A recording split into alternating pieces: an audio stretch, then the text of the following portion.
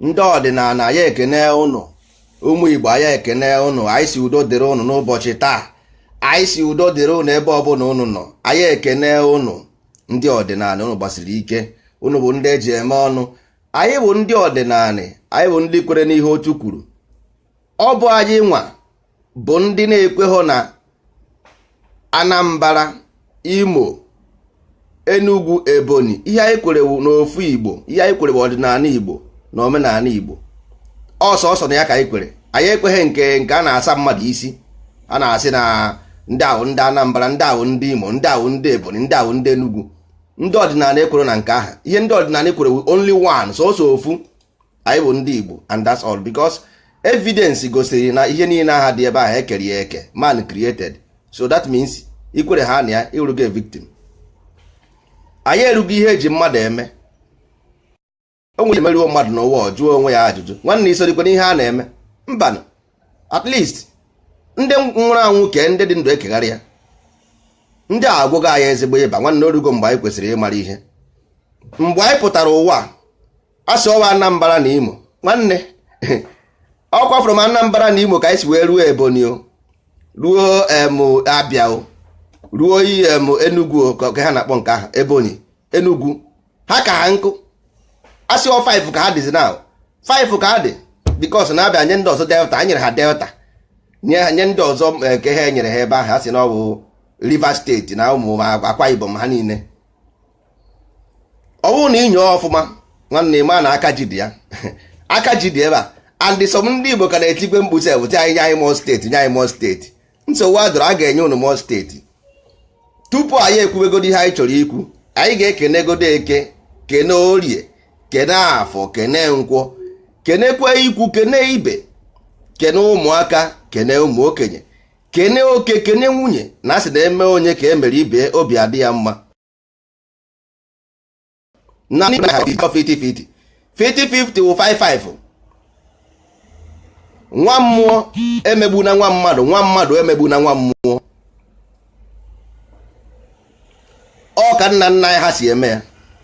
Ọ bụzi nke kịta ọ na-eme apụta akọrọ n'elu kọrọ. No, mgbe nna nna anyị ha nọ, ihe a na-eme bụ pure natural principle. O nwere onye na-emegbu ibe ya. Ọ ya ka ọ na-eme. Nna nna anyị ha kpara ọjị n'aka, ha sị egbe bere ugo bere, nke si ibe ya ebeda nkukwa ya. Ha na-ekwubu ya ekwu na ọ bụrụzi na anyị pụtaziri ụwa gha mbi ihe ya dankwa ihe echenji ene ijezi ime onye Igbo asị gị na ọka vileji ha si ebe vileji ha ebe ihe a bụ arụrụ maanị, ihe a bụ arụrụ maanị. Ọ bụ arụrụ eze ndị arụrụ a na ifuchara ebe a niile. This warrant chief eze arụrụ maanị ka ha bụ, ịghọta. Ije ime asị gị no jugodi how come this thing came, onye who knows it? Kedu ebe edere ya na akwụkwọ gosi na ya bụ eziokwu? Ọ na-eme intimidation, na-eme mmadụ intimidation, ewerezi ya ekwu because ị mara na onye ka ị ga-ajụ, who knows? O nwere onye mmanụ. Ọ ya bụ eze na-achị obodo, nyụkọ bụ eze na-achị. So ebe ka onye ị ga-eje jụ ese ga-akọwara gị ọkasị eze kwuru iwu ndị obodo a, iwu ndị obodo. Nsogbu adịrọ ka anyị na-ejekwenụ ndị ụka. Ihe m ji ekwu okwu oge ọbụla na-atụ aka ebe ndị ụka nọ na a sị na ebe nwata na ebe akwa atụ aka, nne ya anọghị, nna ya nọdị ya. Agwara m unu na isi anị na ọ bụ ndị ụka kerie isi anị, ma ndị a unu na-ebugharịkwa n'onsikwa nsi Israel bịa ofu ihe ahụ. Oke na ọgụ na nwanne, bikos ị ghọtara egwu a na-agba. Ọ bụrụ na ị ghọtara egwu a na-agba, ị mara ihe a na-eme. Ha ewere ego Amerịka, ha ewere ego Europe, ha ewere ego Middle East, ọ fọrọ Afrịka isi ndị ojii ya, ndị ofu onye ga-eweta ya n'Afrịka nye ha life and direct, achịbazi ụwa niile. Ịghọtago? Now unu na-ebugharị asị Jehova ka ebe dị wọl Jehova si, because ọ bụrụ na ikwuru maka Jehova, ị ga-ekwu maka New Testament. Before ikwuo maka New Testament, ị ga-ekwuriri maka Old Testament life and direct, because ọ bụrụ na enwere Old Testament, anyị enwe New Testament. Nsogbu adịrọ, anyị ga-erukwe that place. Now ka anyị tọwagodo obere okwu before anyị ruo, anyị ga-esi maka okwu na-ebute okwu, anyị ga-esi n'okwu banye n'okwu. Maka ndị na-enwero data, ha jee na app anyị dị on board ọ nọ, ha jee na app ha ga na-anụ ihe a na-ekwu. Maka ndị na-enwero data nwere ike isi na data ha ga-anwụ anwụ. Nsogbu adịrọ, go to app, you can see kwue ịga ebe ahụ ga na-anụ ihe a na-ekwu.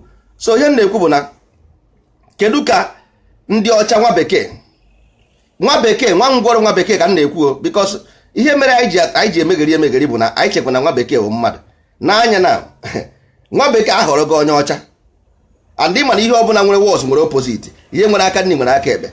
Nwa bekee ahọrọ gị onye ọcha. Nwa bekee si na ọcha represent angel. Nwa bekee si na ịdị ọcha bụ nke a, ihe niile dị ọcha dị mma. Ịdị ọcha bụ intelligent, ịdị ọcha ma amamihe. Nna ka ezi onye ga-ahọrọ iberibe, ka onye ebe ọ bụ na ha ahọrọgo Chukwu, onye ha ahọrọ ekwensu, ọ mmadụ ga-ahọrọ ya nwanne. Ịghọtago? Now nwa bekee nke ahụ ezughị ya, nwa bekee ejezie si na bịa akwụkwọ pepa, bichasịa akwụkwọ a, ihe nwa bekee mere. Nwa bekee were akwụkwọ o biri ebinye koodu, nye koodu CODE koodu, sizie na mụnwa kpọsara ahịa, mụnwa na onwe m bụ onye isi ojii kpọsara ahịa, kpọsara the whole mineral ihe ọbụla enwere enwe n'ụwa bụ mineral ka eji arụ ya. Nwa bekee si na m dị poor, na Afrịka dị poor. Ọ bụrụ dị na o kwurie about materially, no, o kwurie that is na we are poor because na o were aka ya bie pepa dee were piki dee ya 100, o wepụtara 1 pepa dee 100 na ya si ọ bụ ego. Nye nwa na onwe mekwara ihe ahụ, mụnwa na onwe m kpọsara ahịa, onye kpọsara ahịa bụ mụnwa ji ahịa, mụnwa ji jide mma. Nwa bekee ngwọrọsi ebe o si pụta were disi pepa o ji n'aka si na disi pepa o ji n'aka bụzi rich, na ya bụ the symbol of rich. That is mụnwa kpọsaziri ahịa na ahịa m enweghị uru ọ bara.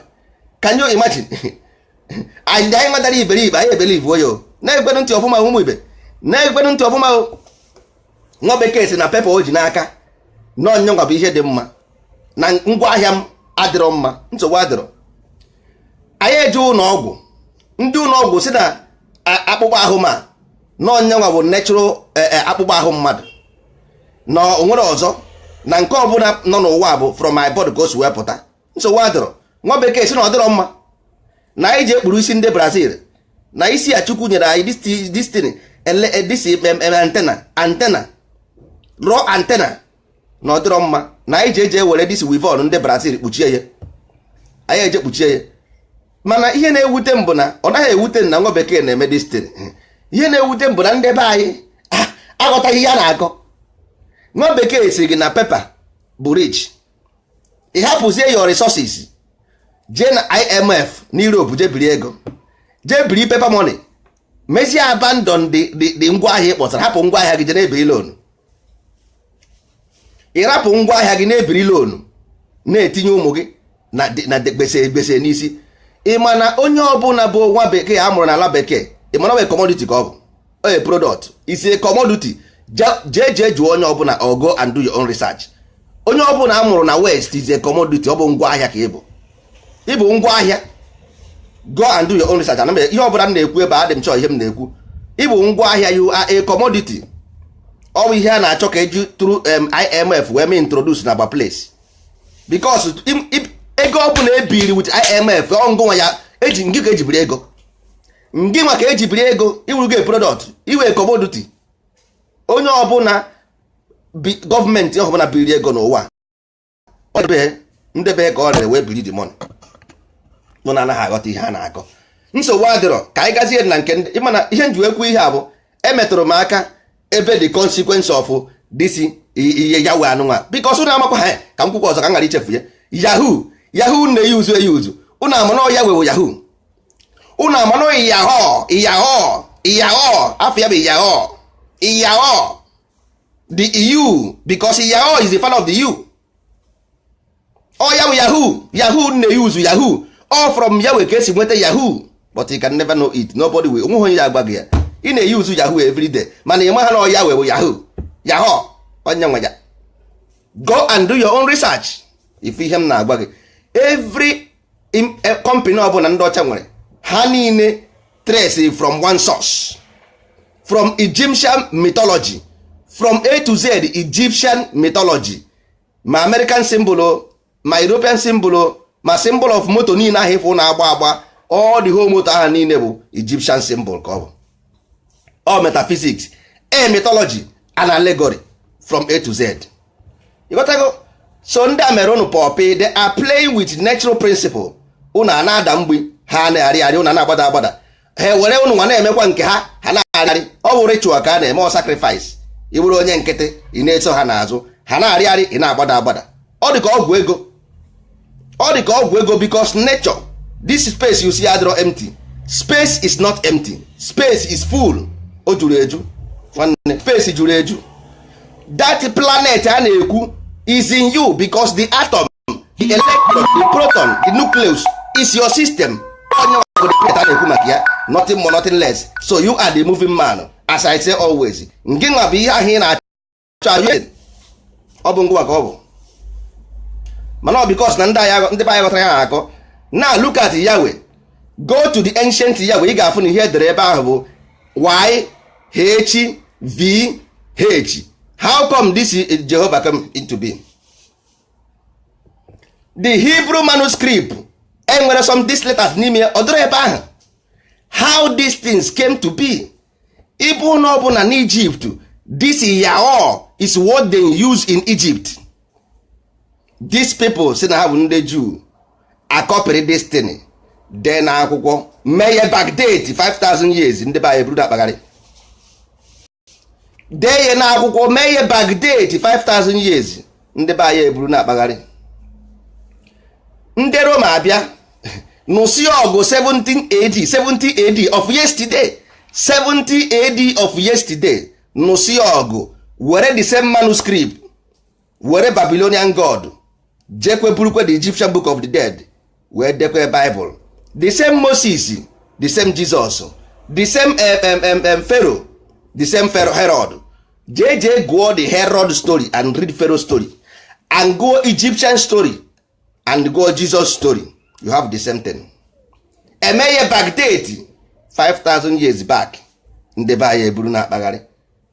Yes, human being, there is a symptom in your brain a na-akpọ perceptions. Through your perceptions you create reality.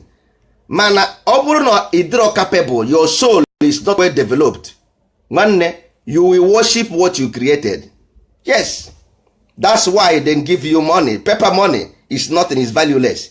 But because of na your soul adịrọ well organized, you worship money the same way you worship Jesus, the same way you worship anything that hypnotize you, you worship. You got to go. So ya ka ndị ọdịnala bịara, ọ ya ka anyị ji wee kwuo okwu na anyị chọrọ inwe course, because all this course a na-ekwu okwu ya, akwụkwọ a na-ekwu bụ na to program your brain sense, because a na-ekwu ya otu ndị mmadụ agaghị aghọtachi ọma. But if you go through classes, then na-enye gị as a class, ị na-aghọta ka o si eme, so that ọ bịakwa n'isi gị mgbe ahụ mekwe ka ịghọtazi ya na-akọ. Ịghọtago? Enwere ike a na-ekwu ebe ị gaghị aghọta, ma ịnọdị na class, ịnọdị na school, ị ga-aghọta ya ọfụma, because a ga-enye gị assignment through those things e nyere gị sị gị gụọ. Ihe a kụziri gị a ga-enye gị assignment n'ime. Because the game a na-eplay bụ all psychological game. It's a psychology. These people might have ndị aji, even during the Hitler ama mmụọ n'ọma, ha na-eji brain human being were eme experiment. Human brain experiment, life and direct. JJ go and read it. Ha ji human being eme experiment. So today ha master go your brain, they know how everything work. So they are dealing with the psychological part of your brain.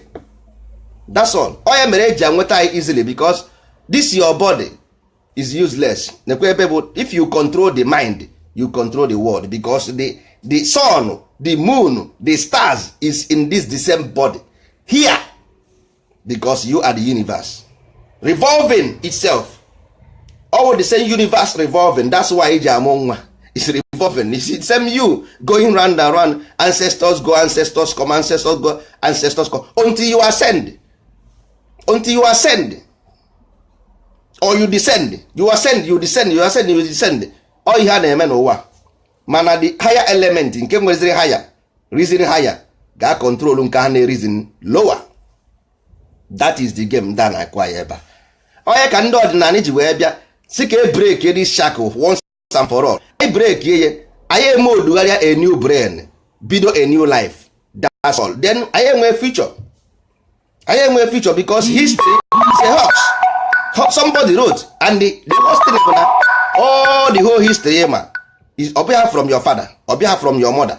It came from Google or somebody, Roman alphabet, somebody somewhere.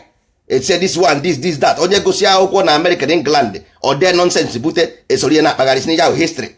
Onye gwara gị who told the person ya history of nna nna anyị which I know is a pure man. They live natural life, they never savages. So ihe ndị a na-ekwu na their own book, how slavery, how this, Igbo gburu mmadụ, Igbo gburu ejima, Igbo gburu osu, Igbo rere slave, nka. So na onweghịzi ihe dị mma nna nna anyị ha mere. Ohi na-achọ ịgwa m, you want me to take this story? Ị chọrọ ka m were this story? Agaghị m ewe, I cannot take it. I reject them, all of them, because emego my research, I have done my proper work. Fụ na ihe abụrụ eziokwu. This is not my ọbụrụ eziokwu. All these things came with the church. I can prove it.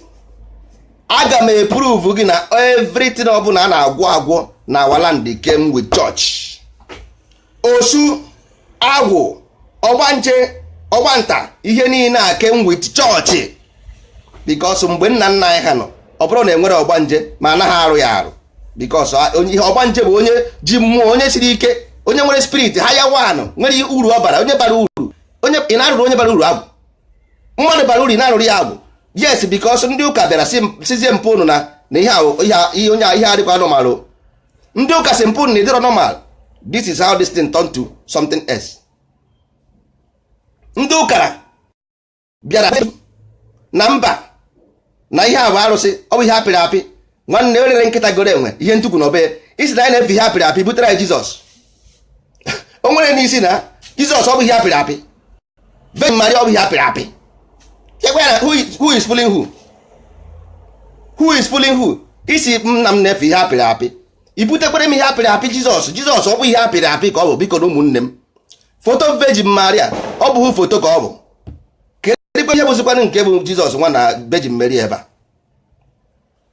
So n'ọdịnanị ịwụrụ ọgbanje nwanne bịa hapụ ndị ịgwọzi na ikios na don't cure it. Ọ bara uru iwe diva ị nwere akara aka. You are a musician, you are a model, you are a singer. Ọ ihe ịbụ iwe diva. Ịwụrụ agwụ nwanne bịa iwe scientist, iwu medical doctor. Ihe ị na-edere channel your energy to a right place. Ịwụrụ nwanne iru dibịa ịma akpa mgbọrọgwụ, ịma agwọ ọgwụ, bịa gwọtara anyị dị ọgwụ. Anyị were na-agwọ ndị mmadụ ndị arụ adịrọ na-discover sayensị. A na-emegheri na-eji amebisi akara aka. Ịrụ agwụ bụ imebi ya emebi.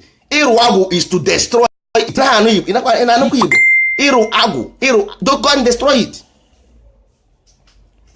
A na-akọgeri nna nna ihe ahụ iwu nna nna gị. Ihe ahụ impose, ọ dị impose on you 1900. Ewere na-akọgeri ịchọsị ịsụ Igbo isi na bekee chenjigharịa ya. Ịgọ ọfọ, ịgọ ọjị, ịgọ mmụọ is the same thing. O nwere English. Ịgọ ọfọ enwere English. Don't ever translate ịgọ ọfọ in English because ọ dịrọ in English. Ịgọ ọfọ is a ritual. It is not English. Ndị mmadụ ga-asị ọwụ to pray. Pray what? Ịgọ ọfọ abụrụ prayer. Ịgọ ọfọ bụ ritual. It's like ọ dị ka church. It's otu church dị. It's like church. Catholic church wụ ritual ka ha na-eme ebe ahụ. Ọ bụrụ congregation. Congregation wụ ndị pastor, ndị Pentecostal. Catholic church is ritual. Ọfọ ritual. Ọjị ritual. Ịgọ mmụọ is ritual. Ịgọ mmụọ is ritual. So bụrụ ritual ọgwa nke ndị ịma ikwu ritual ndị be anyị echekwa ma ọ bụ eke a na-akpa ya ndị ọsịnọ efe arụsị. Ikwu ritual ọsịnọ efe arụsị maka ndị isi ojii. Ikwu ha na omenanị. Hey, ọgwa ndị na-efe asị. Omenanị bụ ndị na-efolo the law of nature, ndị na-efolo ọdịnanị. Ọha bụ ndị omenanị. Ọ bụ maka ndị ụka gwara unu na ndị ahụ ndị na-efe arụsị, ndị ahụ ndị na-eme nka, ndị ahụ ndị na-eme, ndị na-agwọ ọgwụ. Ọgwụ bụ ịgwọ tụgwọla. Gwọ is to kill. Igbo ka a na-asụ ebe a. Gwọ is not to kill. Gwọ is to kill, not to kill. Ọ ihe ọ pụtara. Ụna na-aghọta ụmụnne. So ndị a mere anyị pọpị. Ịghọtago? And the pọpị ahụ ka anyị chọrọ ka anyị gbukasịa ya, tikasịa, mebisie dị pọpị. Mebisie dị pọpị. Mana ọ bụrụ na ndị ụka aghọtara, because human mind or psychological problem. Ọ dịrị otu ahụ nzi eche, ọ dịrị is like that. Psychological problem ka ọ bụ. Ndị ụka is suffering from psychological problem. Ndị ụka nwere nsogbu a na-akpọ psychological problem, post traumatic religious syndrome and dogma. Ọ ihe ndị ụka na-aya. Mana that's why ọ dịghị easy onye ụka ịhapụ isi na Jesus abụrụ Lord. Ọ dị very difficult. onye ụka isi na Jizọs abụrụ Lord, ọ dị very very difficult. Ọ ga-asị gị na ya kwere na omenala nwanne si ya wepụ picture Jizọs Kraịst otu na be ya, onye ha ewepụ ya. Ọ si ya onwe omenala yo, ị gaa na Facebook ya na WhatsApp ya foto mmeri na Jizọs eju ebe ahụ. Gwanụ m ihe onye omenala na foto mmeri na Jizọs na-eme dị ya. Ịfụ ya inside his mind, ọ dịbeghị convince na maka adị ama ịmagono unknown. This is fear and guilt. With fear and guilt, ọ sị unu na onye omenala na-emezi omenala a na-eme omenala ka ihe gị na foto mmeri na Jizọs na-eje. The same person na-eje ụka oju na ọgwụ enenela abụọ bụ na afọ ya ọ na-agba na nke dibịa nna ọ na ogosighị na anyị kwesịrị irichọfụ dibịa anụnwa onye be anyị ego. Anyị ga-emeki more money na dibịa than western doctors. I can prove it. Ndị chọọchị 100% of ndị chọọchị na-aga na nke dibịa ma ọ dị na mkpa ha na-aga na nke dibịa. I can prove it to you, which all of them know it. I want the best for you. Achọrọ m anything ọbụla ga-emegide ndị Igbo. I don't want it. I want the best for you. So ebe ọbụla ọ na-eme onye ụka ọbụla jee ụlọ ọgwụ ọ bụrụ na afụrụ ya na lab, why don't we make this thing very well so ya echebirizie ha ebe ahụ, ọ gaa ọfụ ya na lab ọ bịazie ebe a anyị agụọ ya ọfụma na at least agụụ egbudebe ndị dibịa. Maka agụụ na-agụ ndị dibịa ka ndị dibịa na-eje aka ọgwụ. Ọnwụ na agụụ anaghị agụ ha onye ochi na-eji anya ọma eje ochi. Onye ochi o ji anya ọma eje ochi biko mba, ọ do or die level ka ọ na-eje. So ụmụnne ọ ka mma na ụdị ụmụ ihe a niile ndị ọcha atọ nụrụ all this evil to good and then you na-emeki ego. Anyị ga-use all these things to make money. Anyị enwebe ego. Ọwụzi ịga na nke kwụọ 1000 naira, ịga na dọkịta nke ndị bekee kwụọ 100,000 naira. O nweghị isi. Ịga na dọkịta bekee asị ka ịgba yellow card 25,000. Ọgwụbeghị ọ ya agwụ 25,000 agba yellow card. Chineke mekwara unu ebere.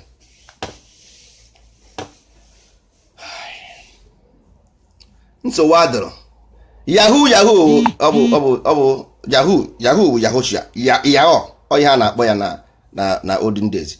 Even ebe a ọ sị the name of Jehovah which is adopted by Hebrew was a name esteemed sacred among the Egyptians. O kwukwere ya ekwu ya, then call it Yahoo. Yahweh, they call it Yahoo or Yahweh. Yahoo ọkwa dị ebe a na-epe ebe ọ dịkwa here Yahoo.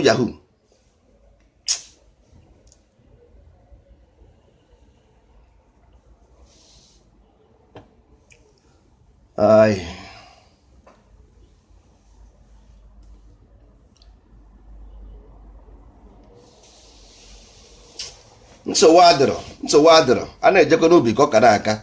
So ihe na-achọ ịgwa ndị be anyị bụ na ọkụ ifụrụ ọdịnala ọ bụrụ sụsọrọ ọdịnala because ịgba a na-ekwu okwu liberation n'ụwa, a na-ekwu okwu liberation and freedom and all those things.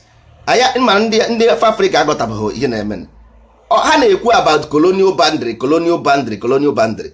Only you can seize yourself. Only you. Then use your mind, because if they cage your mind, you will cage yourself.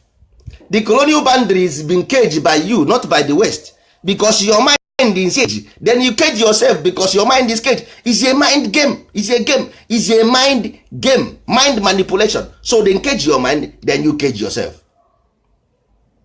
Oke anaghị eri ihe onye mụ anya. Onye nwa bụ the game ndị a na-eplay akpa ya Hegelian dialectic. Onye ka o ji asị na ndị Africa asị na all ndị black people are the enemy of themselves. Black people never done themselves.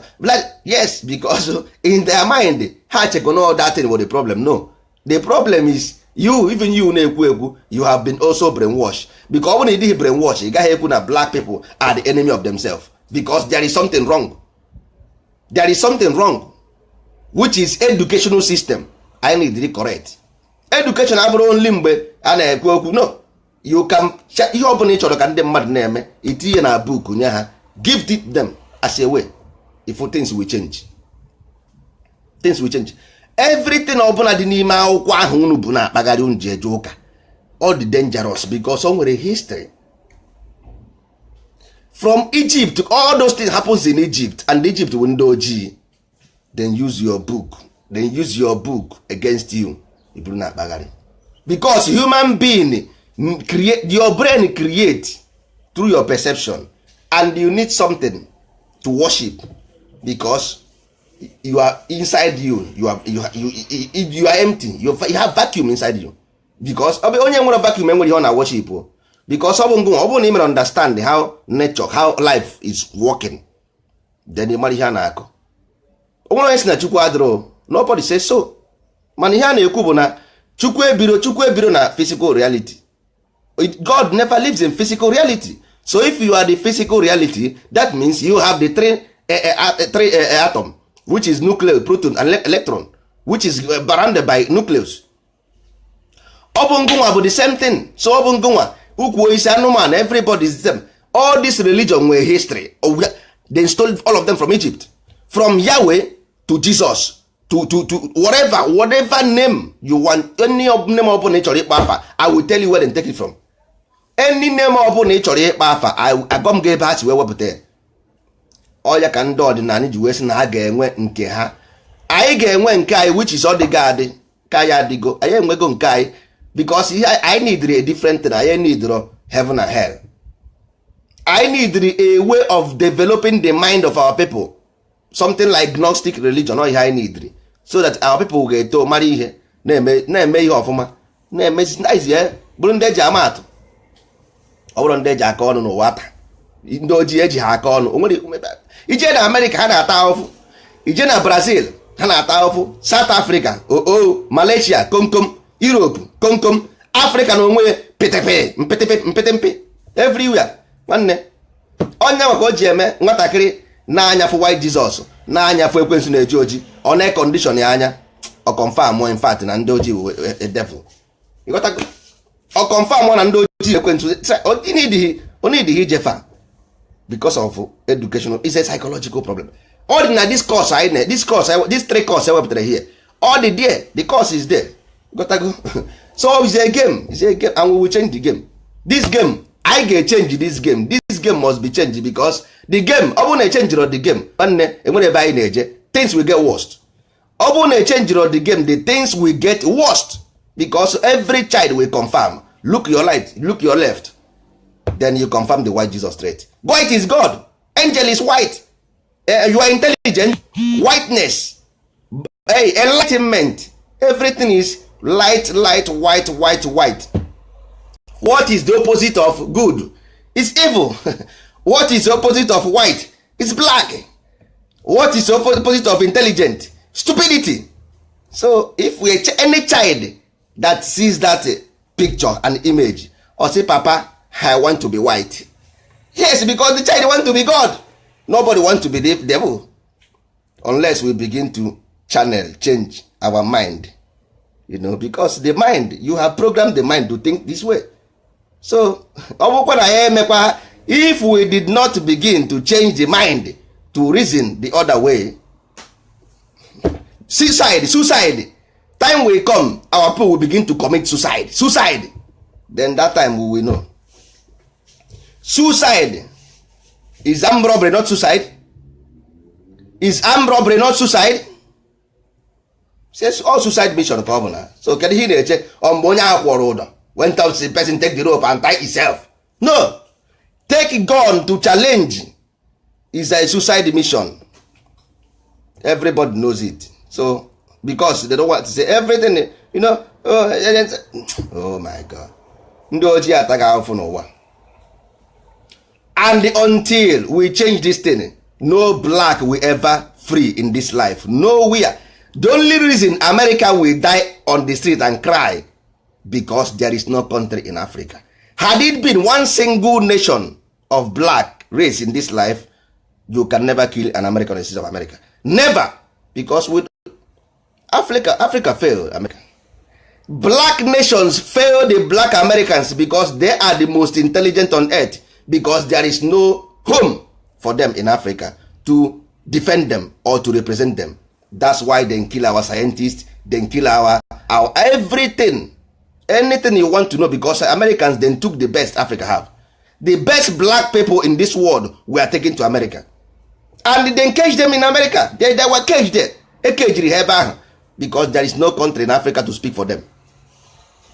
ịgwa ndị be anyị na-akọgheri this.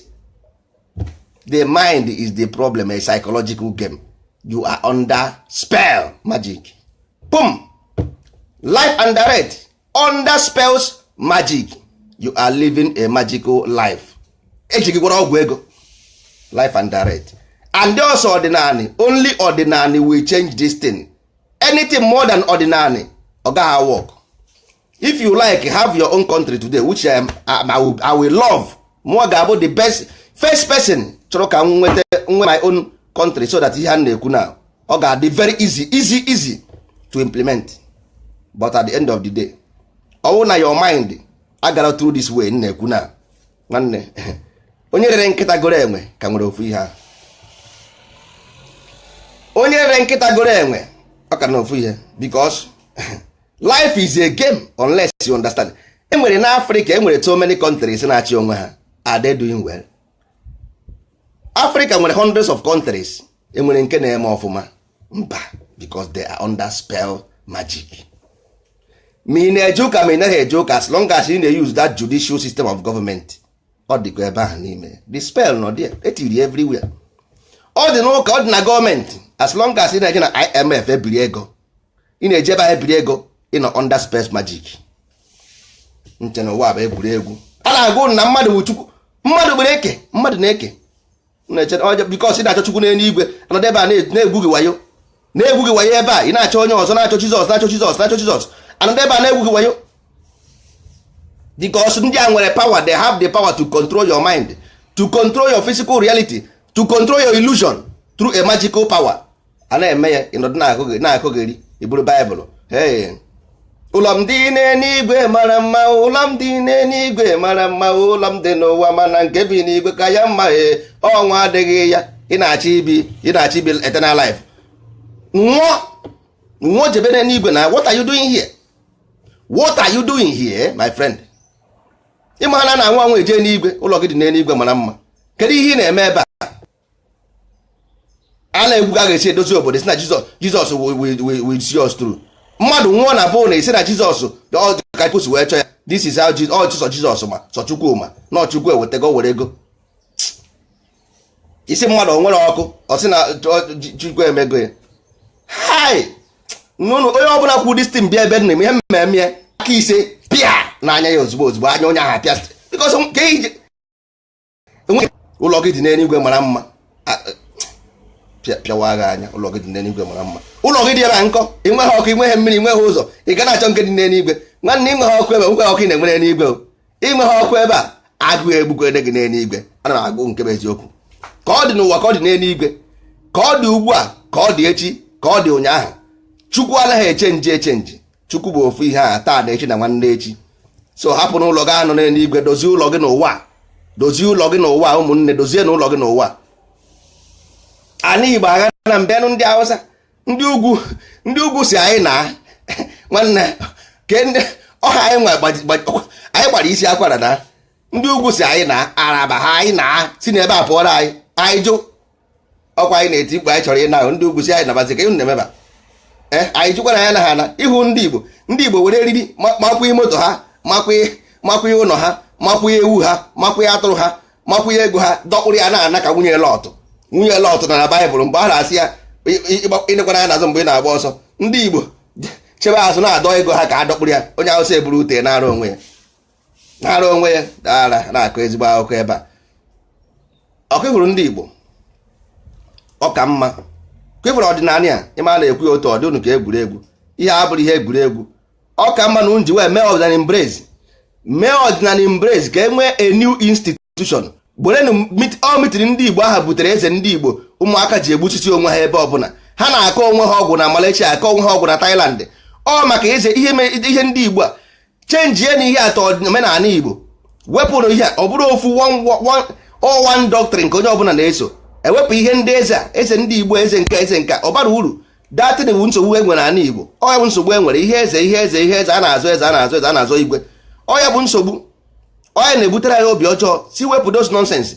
Ọ gaghazi awọk onwere ọkụ. Ọ bụ na mmadụ bụ gọvanọ aka na-ekwu ihe ha na-ekwu, ihe pụta ha na-ewere ndị agba ndị a batara n'agha were koboko wụọ mmadụ ahụ dị ndị be anyị na-emegharị too much na-aza eze ndị Igbo na Japan eze ndị Igbo na Japan arụsị na-eje mba awa afa arụsị na-eje mba awa afa eze ndị Igbo na Japan ihere anaghị emeghị eze ndị Igbo na Lagos ịkwanye ọpụta eko ya na ọba of Lagos o nwere eze onwe ọba of Lagos ifụ n'ala Igbo onwe ọba of Lagos ifụ n'ala Igbo nwoke m ọba eze ndị Igbo na Lagos enwere ọba of Lagos ifụ n'ala Igbo o nwere emi ya ifụ n'ala Igbo eze ndị Igbo na Lagos all Igbo people will vote for anyị atụnyere Ambode everybody eze ndị Igbo in Lagos say eze ndị Igbo in Kano say that everybody will not go we are not checking eze ndị Igbo na Kaduna sị na onye ọbụla we stay we are not checking no checking eze ndị Igbo na Kaduna say na onwe nọ n'akụkụ ama anya bụ ihe aka n'anya onwe nọ n'akụkụ ama na-ekwu okwu aha bụ ihe aka n'anya straight ahead anụ ọfịa ka ọ bụ enwe ihe na-eme no checking ugbo ole ka ya egbu unu na-amara ihe onwe ihe na-eme no checking anaghị ana ọnwụ na ọmụ ahụ onye ndị ugwu a ụkwụ niile onye ọbụla ụkwụ ya mmapụ ya ụkwụ mmapụ ya ntị mmapụ ya aka nye ọta ya bifo ọnwụọ n'ọfịa ugboro onye ka a ga-egbu gị mara ihe aka na-egbu gị na-asị m na nso no checking na everybody must come down na nwe ihe na-eme we are relax ya gịnị ọkwa gị si na ịchọ freedom ịkwagwa sị chọrọ ịna you say you want to go isi na ịchọrọ ịna sị gị nabazie opportunity for you to go isikwa mba naghị ana ị nwere 3 billion ebe ahụ nwee 100 billion ebe gwa ọ mmadụ si gị jee dobe ego ebe ahụ ọ mmadụ dịrị gị who send you nna hapụrụ ndị a ka anyị kwuo ezigbo okwu biko